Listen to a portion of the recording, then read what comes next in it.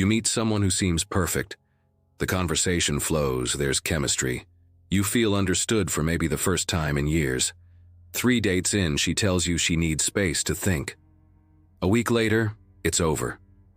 No real explanation, just a vague message about timing or not feeling the spark. You sit there confused because everything seemed fine, better than fine actually, and you have no idea what you did wrong. This isn't the first time this has happened. In fact, you're starting to notice a pattern. You can get the first date, sometimes even the second or third, but somewhere around that point, something shifts. The energy changes. She becomes distant, responses get shorter, and then it ends. You're left analyzing every interaction, replaying conversations, trying to figure out the exact moment you messed up. And here's what nobody tells you about this pattern. It's not random. It's not bad luck. And it's not because you're fundamentally unlovable or broken. What's happening is a collision between your neurodivergent wiring and expectations that were never designed with you in mind. The dating world operates on unwritten rules, subtle social scripts, and timing that feels natural to neurotypical people, but might as well be written in invisible ink for you. Let's start with what actually happens in those early dates. You're doing something that feels completely normal to you, something that actually demonstrates interest and engagement. You're sharing detailed information about topics you find fascinating. You're being honest about your thoughts and experiences. You're asking questions to understand her better, real questions that go beyond surface-level small talk. You're being yourself, which is what everyone says you should do. But here's what she's experiencing, and this is where the disconnect becomes devastating. While you're enthusiastically explaining the intricate details of something you're passionate about, she's interpreting that as you dominating the conversation. When you're asking direct questions to genuinely understand her perspective, she might perceive that as an interrogation or interview rather than natural conversation flow. When you're being completely honest about your thoughts and feelings, she might see that as too intense too fast, or lacking the social calibration that signals emotional intelligence. You think you're showing interest. She thinks you're not picking up on her cues. The neurodivergent brain processes social interaction fundamentally differently than the neurotypical brain, and nowhere does this create more problems than in early dating. Your brain is likely looking for logical consistency, clear communication, and genuine connection. You want to understand who this person really is, so you ask meaningful questions. You want to share yourself authentically, so you open up about things that matter to you. You're operating with a straightforward approach that values honesty and depth. Meanwhile, the neurotypical dating script involves a careful dance of revealing information gradually, matching energy levels, picking up on subtle emotional shifts, and calibrating your behavior based on nonverbal feedback that you might not even register. She's dropping hints about her interests, expecting you to pick up on them and ask follow-up questions that show you were paying attention. She's giving soft signals about her comfort level, expecting you to adjust accordingly. She's creating small tests of social awareness, like mentioning she's cold to see if you offer your jacket, or saying she's never been to a certain restaurant to gauge if you'll suggest going there together. You miss these cues not because you don't care, but because your brain is focused on the actual content of what's being said, rather than the subtext.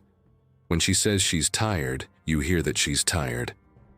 You might even offer helpful suggestions about sleep hygiene, or ask about her sleep schedule. You don't automatically translate that into code for wanting to end the date, or needing you to take charge of wrapping things up smoothly. When she mentions she's stressed about work, you might offer logical solutions to her problems, or share your own experiences with workplace stress. You don't realize she was looking for emotional validation and empathy, not problem solving. This creates a cascade effect where she feels increasingly unseen and misunderstood, while you feel like you're doing everything right. The timing issue is even more brutal. Neurotypical dating has this unspoken rhythm where people are supposed to match each other's pace of emotional investment and communication frequency. Text back too quickly every time and you seem desperate. Take too long and you seem uninterested. The sweet spot is some mysterious middle ground that shifts based on context you're not perceiving. You might text back immediately because you saw the message and had a response, which seems efficient and respectful of her time. Or you might forget to text back for hours because you got absorbed in something else and genuinely didn't think about your phone, not realizing that in the early stages of dating, response time is being analyzed as a measure of interest level. She's interpreting your texting patterns as intentional communication about how you feel, while you're just responding whenever you happen to see the message. This mismatch creates anxiety on her end because she can't read you, and confusion on your end because you don't understand why something as simple as texting has become complicated. Then there's the emotional expression gap that kills more potential relationships than almost anything else. Women, generally speaking, are socialized to be highly attuned to emotional nuance and expect men to demonstrate emotional awareness in specific ways. They want you to notice when they're upset and ask about it without being told. They want you to celebrate their wins with enthusiasm that matches theirs. They want you to remember details they mentioned weeks ago and bring them up at relevant moments. They want emotional reciprocity that follows a pattern of escalation, where both people gradually reveal more vulnerable parts of themselves at roughly the same pace. Your neurodivergent brain might not process emotions the same way. You might need time to identify what you're feeling before you can express it. You might not notice subtle shifts in her emotional state because you're not naturally scanning for those cues. You might share something deeply personal early on because it's relevant to the conversation, not because you've carefully considered the appropriate timeline for that level of vulnerability. Or you might not share much emotional content at all because you're still processing it internally and don't realize she's experiencing your reserve as emotional unavailability. Here's where it gets really painful. The way your brain works means you're probably extraordinarily loyal, deeply thoughtful, and capable of intense focus and dedication when you care about someone. You have the capacity for profound connection and authentic intimacy. You notice patterns and details that others miss. You bring creativity and unique perspectives. You're honest in a world full of people playing games. These are incredible qualities. But in the early stages of dating, before someone knows you well enough to recognize these strengths, your neurodivergent traits are being misinterpreted as red flags. Your intense focus becomes seeming obsession. Your need for clear communication becomes rigidity. Your honest expression becomes social awkwardness. Your attention to detail becomes missing the bigger picture. She's running your behavior through a neurotypical filter, and through that lens, you're failing tests you didn't know you were taking. The sensory aspects of dating create another invisible barrier that women often don't understand. A typical date environment like a busy restaurant is filled with competing sounds, bright lights, strong smells, and constant movement. You're trying to focus on conversation while your nervous system is being overwhelmed by stimuli. This might make you seem distracted or uncomfortable, even though you're actually working incredibly hard to stay present. You might need to sit in a specific spot where you can see the room, which she interprets as controlling. You might be bothered by the texture of certain foods or the volume of the music, which comes across as picky or high maintenance. You might need to step outside for a moment to regulate, which she reads as you not enjoying yourself. Meanwhile, you're expending enormous energy just to appear normal and engaged, energy that neurotypical people aren't spending because the environment isn't assault on their senses. The conversation style difference is another relationship killer that operates beneath conscious awareness. Neurotypical conversation, especially in dating contexts, involves a lot of back and forth exchanges where people build on each other's statements, share the conversational space equally, and follow tangents that create a sense of spontaneous flow. Your brain might approach conversation differently. You might need to finish explaining your complete thought before you can fully process what she's saying. You might ask clarifying questions that interrupt the flow because you want to truly understand before responding. You might struggle with small talk and want to skip to substantive topics that actually matter. You might monologue about subjects you're knowledgeable about because sharing information is how you express enthusiasm and interest. None of this is wrong, but it doesn't match the expected pattern. She experiences the conversation as one-sided or awkward, even though you're engaging deeply. She might feel like she can't get a word in, or conversely that she's doing all the work to keep things going. If this is hitting close to home, hit that like button because we need to talk about the parts of this that nobody wants to acknowledge. The reality is that the early dating game is rigged against neurodivergent men in ways that are rarely discussed openly.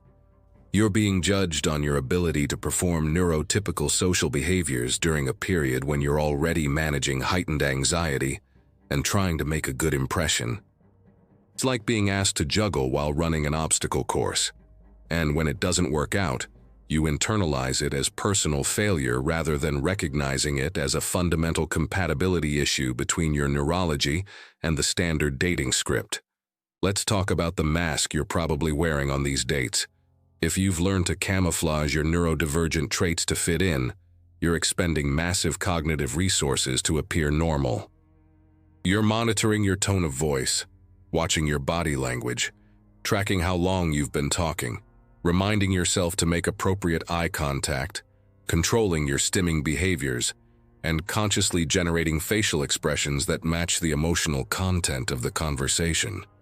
This is exhausting work that's happening in the background, while you're also trying to get to know this person and be present. The mask serves a purpose initially. It might help you get past first impressions and avoid immediate rejection, but it creates two devastating problems. First, you can't maintain it indefinitely. At some point, usually around date 3 to 5, the cognitive load becomes too much and the mask starts slipping. She begins seeing behaviors that don't match who she thought you were, which feels like deception even though you were just trying to make a good impression. Second, even if you could maintain the mask, you're essentially advertising a version of yourself that isn't real, which means any relationship that forms is built on a false foundation. The timing of when the mask slips is not coincidental. It usually happens right around the point when neurotypical people are moving from casual dating into something more serious. This is when she's evaluating whether you could be a real partner, looking for green flags that indicate emotional maturity and relationship readiness. Instead, she's seeing what looks like inconsistency or hidden issues.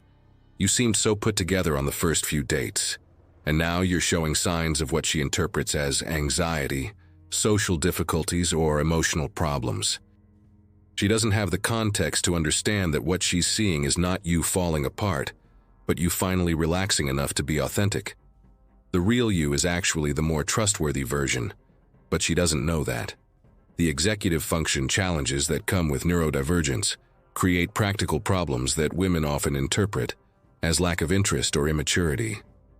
You might struggle with planning dates because decision-making and organizing details is genuinely difficult for your brain. She sees this as you not putting in effort.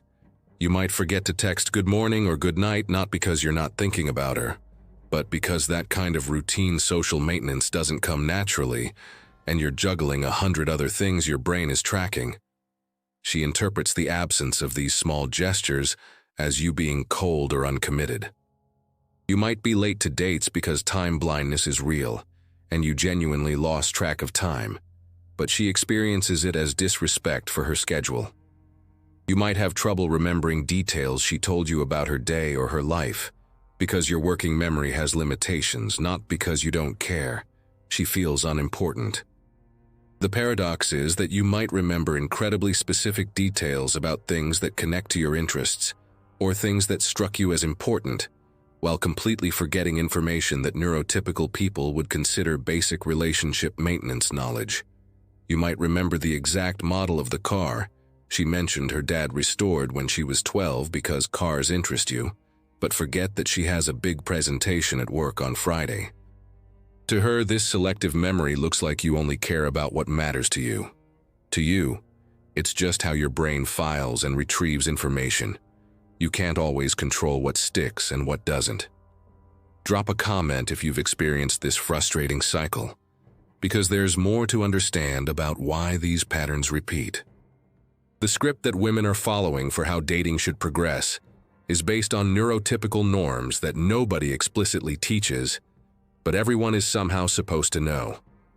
By the third or fourth date, there are expected milestones. Maybe you've had some form of physical escalation like holding hands or kissing. Maybe you've started using pet names or inside jokes. Maybe you've introduced each other to friends or made plans further in the future. These milestones signal that things are moving forward appropriately. If they're not happening, or if they're happening in the wrong order, it creates doubt. You might not realize these milestones exist because nobody handed you the rule book. You're just interacting authentically, which might mean you're comfortable with physical affection immediately or need more time. You might not think to use terms of endearment because they feel artificial. You might not consider introducing her to friends because you keep different parts of your life separate as a way of managing complexity.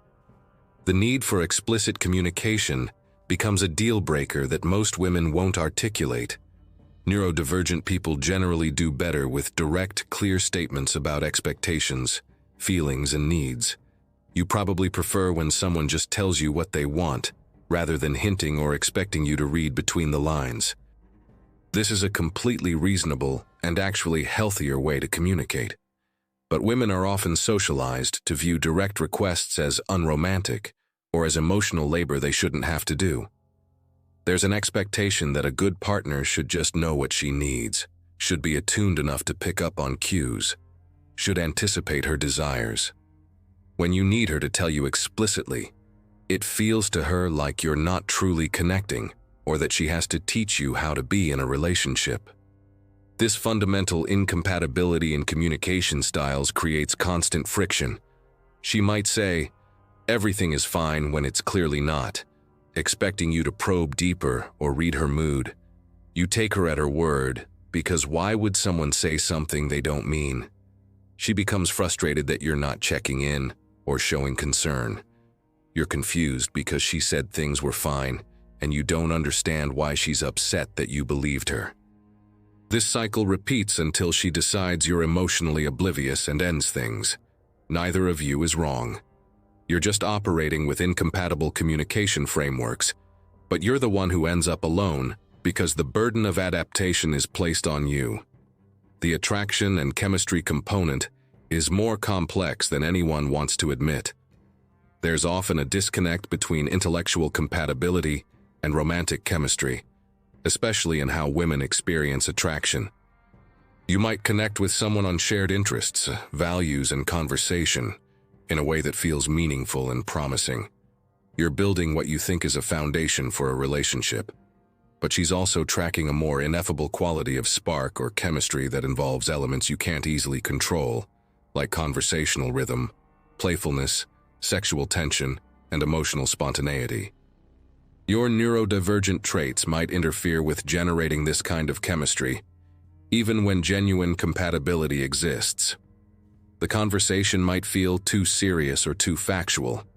The interaction might lack flirtation because you're focused on getting to know her genuinely rather than playing verbal games.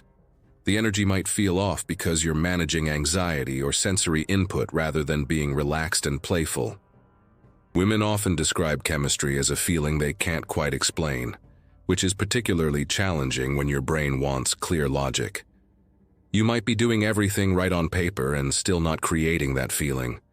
And because it's so subjective and intuitive, she can't give you feedback on how to fix it. She just knows something is missing. You're left wondering what you could have done differently when the answer might be nothing. Sometimes the chemistry issue is really just a neurotype compatibility issue in disguise. Here's a truth that's going to sting. Some women will immediately sense something different about you and disqualify you before you even have a chance. It's not fair, it's not kind, and it speaks to biases and limitations in how people perceive neurodivergence. But it happens.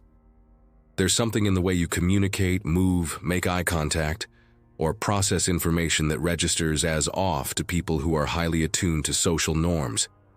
They can't necessarily articulate what it is, but they feel discomfort or uncertainty. This happens before your actual character or qualities can be known. You get rejected based on surface-level impressions of how you interact, not on who you are as a person. The women who do this are likely not compatible with you anyway, because they lack the flexibility and openness to appreciate neurodivergent traits, but it still hurts every single time. The flip side is that some women initially find your different perspective refreshing and interesting. They're drawn to your intensity, your unique way of seeing the world, your passion when you talk about your interests. This feels promising. Finally, someone who appreciates what makes you different. But as time goes on, the novelty wears off, and the same traits that seem charming become annoying or concerning. Your intense focus becomes obsession. Your unique perspective becomes inflexibility. Your passion becomes inability to be present with anything else.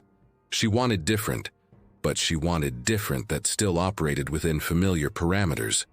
When you're different in ways that require actual adjustment on her part, that's when the problems start. You're left feeling like you were accepted for a sanitized version of your neurodivergence, but rejected when the full reality became clear. The masculinity expectations compound all of this in ways that deserve their own discussion. Society has specific ideas about how men should behave in dating contexts. You should be confident, take initiative, lead interactions, demonstrate social prowess, be emotionally available but not needy, show interest without being too eager, handle rejection smoothly, and escalate physical contact at the right pace. These expectations are hard enough for neurotypical men. For neurodivergent men, they're nearly impossible without extraordinary effort. Taking initiative requires executive function.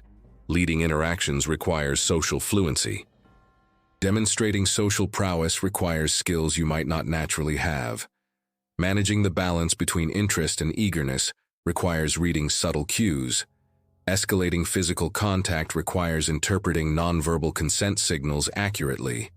When you don't perform masculinity according to these standards, women often lose attraction regardless of your other qualities. This isn't necessarily conscious discrimination. It's that attraction for many women is tied to markers of social confidence and traditional masculine behaviors that neurodivergent men might struggle to display. You might be confident in your knowledge and abilities, but anxious in social situations. You might be capable of leadership in structured environments, but uncertain in ambiguous social contexts. You might be emotionally deep, but not emotionally expressive in expected ways. These nuances don't register. What registers is that you don't fit the template of attractive masculine behavior. Subscribe if you want the truth about these relationship patterns that everyone experiences, but nobody explains. The psychological impact of repeated rejection at the 3 to 5 date mark is severe. Each time it happens, you accumulate more anxiety about dating. You become hypervigilant about your behavior, which makes you more rigid and less natural. You start overthinking every interaction, which paradoxically makes you worse at reading situations. You develop anticipatory dread about the point when things usually fall apart. This anxiety becomes a self-fulfilling prophecy because now you're tense and self-conscious during dates, which affects your ability to connect. You're trapped in a cycle where past failures make future success less likely. The loneliness that comes from this pattern is particularly isolating because it's hard to explain to others. If you never got dates, people might understand that as a practical problem. If your relationships always ended badly after months or years, people could relate to heartbreak. But repeatedly getting close to something real and having it dissolve before it begins is a unique kind of frustration. You see the potential, you feel the connection forming, and then it vanishes. You're left questioning your perception of reality. Did you imagine that things were going well? Were all those positive interactions meaningless? You start to doubt your ability to read situations at all. Friends and family often give advice that doesn't account for your neurodivergence. They tell you to be more confident, read her signals better, don't overthink it, just be yourself. These suggestions are worse than useless because they ignore the core issue. Being more confident doesn't change how your brain processes social information. Reading signals better isn't something you can just decide to do. Not overthinking is nearly impossible when your brain naturally analyzes patterns. Being yourself is what's causing the problem in the first place, or at least being yourself in contexts designed for neurotypical interaction styles. The financial and time investment in repeated failed dating attempts adds up in ways that people don't acknowledge. Each date costs money for food, activities, transportation. Each person you invest time in getting to know takes hours of conversation, planning, emotional energy. When it ends after a few dates, you've lost that investment with nothing to show for it except more confusion and frustration. You can't approach dating with a return on investment mentality because that's dehumanizing. But you also can't ignore that you're spending limited resources on a process that isn't working. Eventually, you have to ask yourself if continuing to participate in this system makes sense. The comparison to neurotypical men who seem to navigate dating effortlessly is demoralizing. You see guys who are less thoughtful, less interesting, less capable in many ways, and they have no problem finding relationships. They're not better people, they're just better at performing the social dance. They can banter and flirt naturally. They pick up on cues without conscious effort. They know how to create romantic tension. They match the expected rhythm of escalation. Their success has nothing to do with being quality partners and everything to do with social fluency. But women select based on what they can perceive in early interactions, and social fluency is highly visible, while depth of character takes time to reveal. You might start to feel like you have two choices: stay single and accept loneliness, or fundamentally change who you are to fit neurotypical expectations. Neither option is acceptable, but they seem like the only paths available. Staying single means resigning yourself to isolation and missing out on partnership, intimacy, and connection. Changing who you are means living inauthentically, exhausting yourself with constant performance, and building relationships on false pretenses that will eventually collapse. There has to be another way, but nobody seems to be offering it. The reality that most dating advice doesn't address is that mainstream dating culture is structurally biased toward neurotypical interaction styles. It's not that neurodivergent men are doing dating wrong. It's that dating as currently practiced is not designed to accommodate neurodivergent communication and connection. The entire framework assumes certain processing speeds, social skills, and intuitive understanding that you might not have. Until this changes, you're playing a game where the rules disadvantage you from the start. Acknowledging this doesn't mean giving up, but it does mean recognizing that your struggles aren't personal failures. The system isn't neutral, and your difficulties navigating it don't reflect your worth or your capacity for relationships. The path forward requires finding women who are either neurodivergent themselves or who have the flexibility and communication skills to bridge the gap. These women exist. They're the ones who value authenticity over smooth social performance. They're okay with explicit communication and actually prefer it. They appreciate intensity and depth. They're patient with differences in processing and expression. They don't need you to follow a script. Finding them is harder because they're not the majority, and they're often not participating in mainstream dating culture that feels just as alienating to them as it does to you. They're the women who are frustrated with surface-level connections and games. They're looking for exactly what you offer, but you're both struggling to find each other in a dating landscape designed for different people.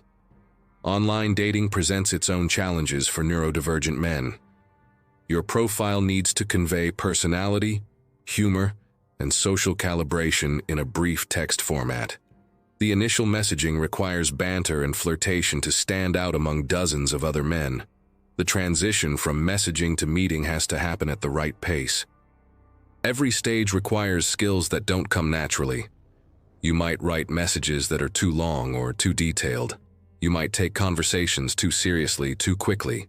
You might miss the window to ask for a date because you don't recognize when that moment has arrived. Or you might ask too soon before enough rapport has built.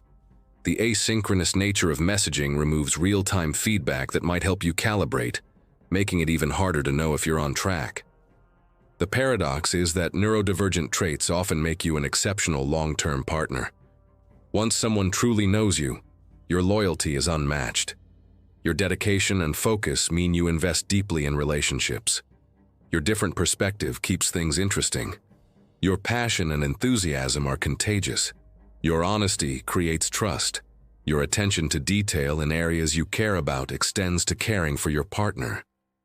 The same traits that handicap you in early dating become strengths in committed relationships.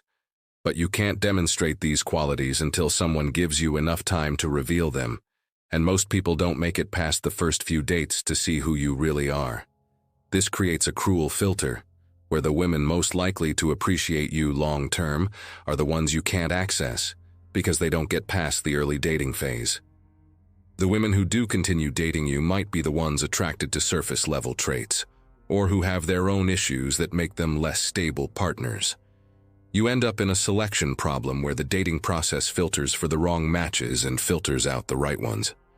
Breaking this pattern requires either fundamentally changing how you approach early dating, which might mean more masking and performance, or finding entirely different ways to meet people that don't rely on the standard dating script. Alternative approaches to meeting people might work better for you. Shared interest groups, volunteer activities, classes, or online communities focused on your interests allow people to get to know you gradually in contexts where your knowledge and passion are assets. When connection builds around shared activities rather than artificial date setups, your neurodivergent traits are less of a barrier. Someone who meets you through a shared interest has already seen you in your element. They know you can hold conversations about topics that matter to you. They've observed you interacting with others in a natural context. When dating emerges from existing friendship or acquaintance, a lot of the pressure and performance aspects are removed. The question you have to ask yourself is whether you're willing to keep participating in a dating culture that consistently rejects you, or whether you need to step back and build a different path.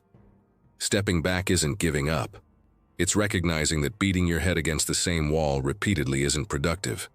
It's creating space to develop yourself, pursue your interests, build friendships, and create a life that's fulfilling independent of romantic partnership.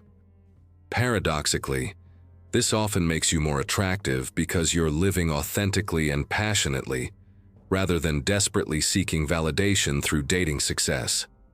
Women who are looking for depth and substance are attracted to men who have rich internal lives and genuine interests. The harsh truth is that dating as a neurodivergent man is harder than it should be, and many women won't give you the chance to show who you really are. You're being filtered out based on surface-level social performance before your actual qualities can be known.